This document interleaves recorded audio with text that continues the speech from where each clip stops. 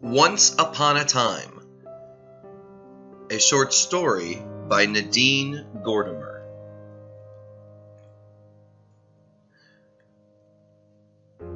Someone has written to ask me to contribute to an anthology of stories for children. I reply that I don't write children's stories, and he writes back that at a recent Congress/book fair/seminar, a certain novelist said every writer ought to write at least one story for children. I think of sending a postcard saying, I don't accept that I ought to write anything. And then, last night, I woke up, or rather was wakened without knowing what had roused me. A voice in the echo chambers of the subconscious? A sound. A creaking of the kind made by the weight carried by one foot after another along a wooden floor. I listened. I felt the apertures of my ears distend with concentration. Again the creaking. I was waiting for it, waiting to hear if it indicated that feet were moving from room to room, coming up the passage to my door. I have no burglar of bars, no gun under the pillow, but I have the same fears as people who do take these precautions, and my window panes are as thin as rime, could shatter like a wine glass. A woman was murdered, how do they put it, in broad daylight in a house 2 blocks away last year. And the fierce dogs who guarded an old widower and his collection of antique clocks were strangled before he was knifed by a casual laborer who had dismissed without pay. I was staring at the door, making it out in my mind rather than seeing it in the dark. I lay quiet, still, a victim already. But the arrhythmia of my heart was fleeing, knocking this way and that against its body cage. How finely tuned the senses are, just out of rest, sleep. I could never listen intently as that in the distractions of the day. I was reading every faintest sound, identifying and classifying its possible threat. But I learned I was neither to be threatened nor spared. There was no human weight pressing on the boards. The creaking was a buckling, an epicenter of stress. I was in it. The house that surrounds me while I sleep is built on undermined ground. Far beneath my bed, the floor, the house's foundation, the stopes and passages of gold mines have hollowed the rock. And when some face trembles, detaches and falls 3,000 feet below, the whole house shifts, just slightly, bringing an uneasy strain to the balance and counterbalance of brick, cement, wood, and glass that hold it as a structure around me. The misbeats of my heart tailed off like the last muffled flourishes on one of the wooden xylophones made by Choppy and Zonga, migrant miners who might have been down there under me in the earth at that moment. The stope where the fall was could have been disused, dripping water from its ruptured veins, or men might now be interred there in the most profound of tombs. I couldn't find a position in which my mind would let go of my body, release me to sleep again. So I began to tell myself a story, a bedtime story. In a house, in a suburb, in a city, there were a man and his wife who loved each other very much and were living happily ever after. They had a little boy and they loved him very much. They had a cat and a dog that the little boy loved very much. They had a car and a caravan trailer for holidays, and a swimming pool which was fenced so that the little boy and his playmates would not fall in and drown. They had a housemaid who was absolutely trustworthy, and an itinerant gardener who was highly recommended by the neighbors. For when they began to live happily ever after, they were warned by the wise old witch, the husband's mother, not to take anyone off the streets. They were inscribed in a medical benefit society. Their pet dog was licensed. They were insured against fire, flood damage, and theft, and subscribed to the local neighborhood watch, which supplied them with a plaque for their gates lettered, "You have been warned," over the silhouette of a would-be intruder. He was masked, so it could not be said if he was black or white, and therefore proved the property owner was no racist. It was not possible to insure the house, the swimming pool, or the car against riot damage. There were riots, but these were outside the city, where people of another color were quartered. These people were not allowed into the suburb except as reliable housemaids and gardeners. So there was nothing to fear, the husband told the wife. Yet she was afraid that someday such people might come up the street and tear off the plaque, "You have been warned," and open the gates and stream in. "Nonsense, my dear," said the husband. "There are police and soldiers and tear gas and guns to keep them away." But to please her, for he loved her very much, and buses were being burned, cars stoned, and schoolchildren shot by the police in those quarters, out of sight and hearing of the suburb, he had electronically controlled gates fitted. Anyone who pulled off the sign, "You have been warned," and tried to open the gates would have to announce his intentions by pressing a button and speaking into a receiver relayed to the house. The little boy was fascinated by the device and used it as a walkie-talkie in cops and robbers play with his small friends. The riots were suppressed, but there were many burglaries in the suburb, and somebody's trusted housemaid was tied up, shut up in a cupboard by thieves while she was in charge of her employer's house.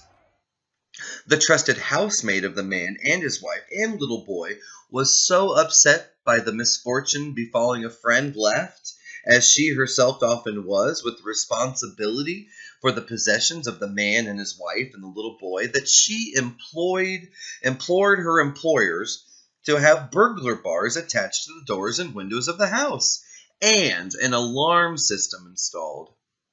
The wife said, "She is right. Let us take heed of her advice." So from every window and door in the house where they were living happily ever after, they now saw the trees and the sky through bars. And when the little boy's pet cat tried to climb in by the fanlight to keep him company in his little bed at night, as is customary, it set off the alarm keening through the house.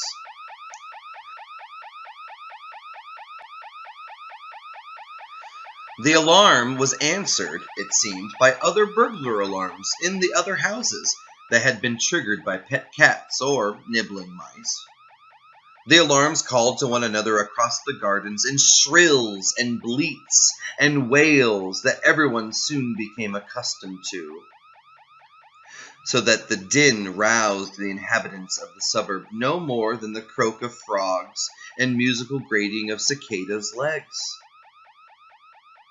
Under cover of the electronic harpies, discourse intruders sawed the iron bars and broke into homes, taking away hi-fi equipment, television sets, cassette players, cameras, radios, jewelry, and clothing, and sometimes were hungry enough to devour everything in the refrigerator, or paused audaciously to drink the whiskey in the cabinets or patio bars.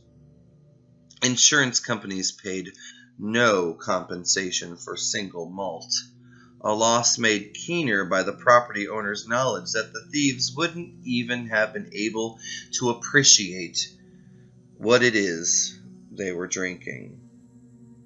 Then the time came when many of the people who were not trusted housemaids and gardeners hung about the suburb because they were unemployed.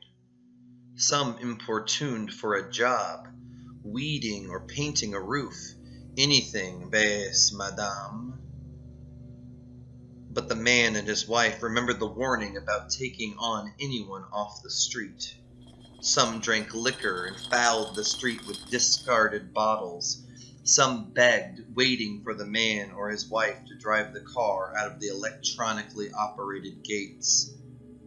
They sat about with their feet in the gutters under the jacaranda trees that made a green tunnel of the street. For it was a beautiful suburb, spoiled only by their presence.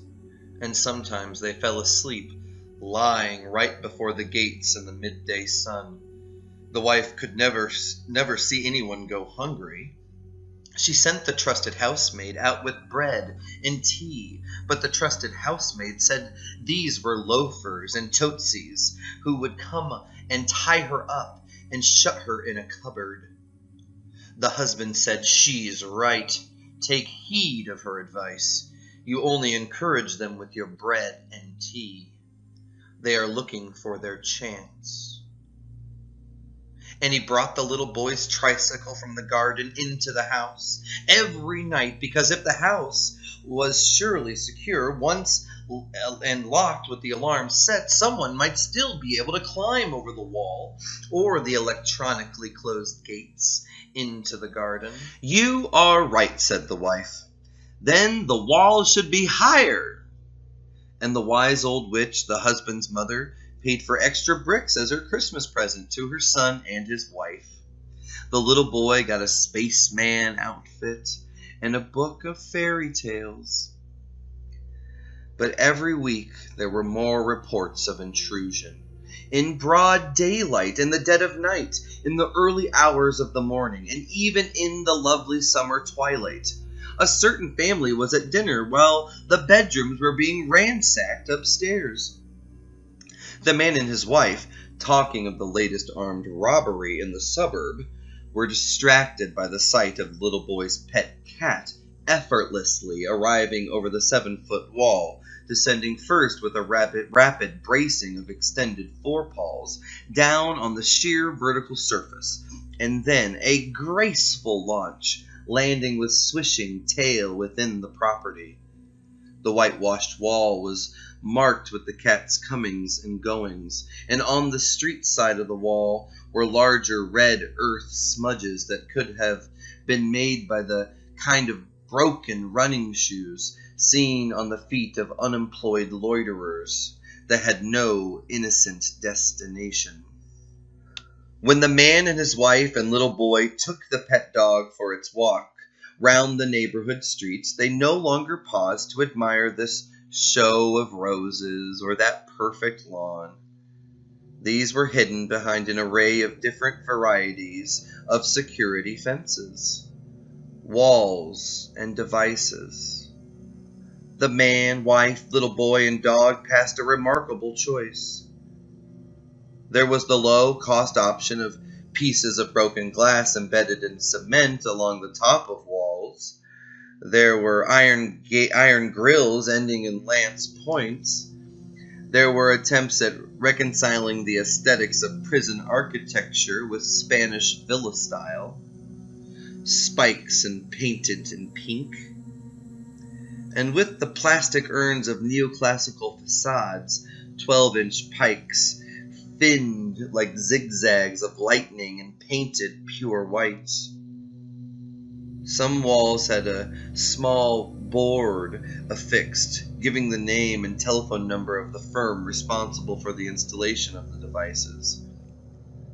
While the little boy and the pet dog raced ahead, the husband and wife found themselves comparing the possible effectiveness of each style against its appearance. And after several weeks, when they paused before this barricade or that without needing to speak, both came out with the conclusion that the only one was worth considering. It was the ugliest but the most honest in its suggestion of the pure concentration camp style. No frills, all evident efficacy. Placed the length of walls, it consisted of a continuous coil of stiff and shining metal serrated into jagged blades, so that there would be no way of climbing over it, and no way through its tunnel without getting entangled in its fangs. There would be no way out, only a struggle, getting bloodier and bloodier, and a deeper and sharper hooking and tearing of flesh. The wife shuddered to look at it. "You're right," said the husband. "Anyone would think twice." And they took heed of the advice on a small board fixed to the wall. "Consult Dragon's Teeth, the people for total security." Next day, a gang of workmen came and stretched the razor-bladed coils all around the walls of the house, where the husband and wife and little boy and a pet dog and cat were living happily ever after. The sunlight flashed and slashed off the serrations. The cornice of razor thorns encircled the home, shining. The husband said, "Never mind, it will weather." The wife said, "You're wrong. They guarantee it's rust-proof." And she waited until the little boy had run off to play before she said, "I hope the cat will take heed." The husband said, "Don't worry, my dear. Cats always look before they leap." And it was true that from that day on the cat slept in the little boy's bed and kept to the garden, never risking a try at breaching security. One evening, the mother read the little boy to sleep with a fairy story from the book the wise old witch had given him at Christmas.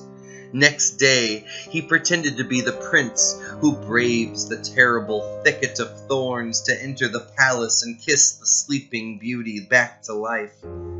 He dragged a ladder to the wall. The shining coiled tunnel was just wide enough for his little body to creep in.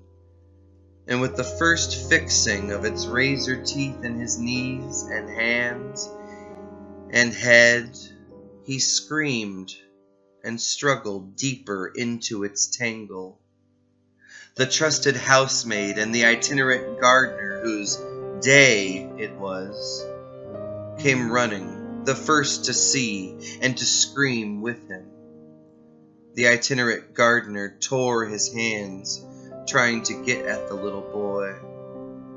The man and his wife burst wildly into the garden, and for some reason the cat probably. The alarm set up wailing against the screams, while the bleeding mass of the little boy was hacked out of the security coil with saws, wire cutters, choppers, and they carried it.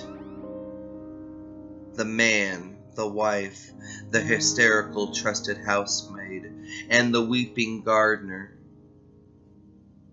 into the house.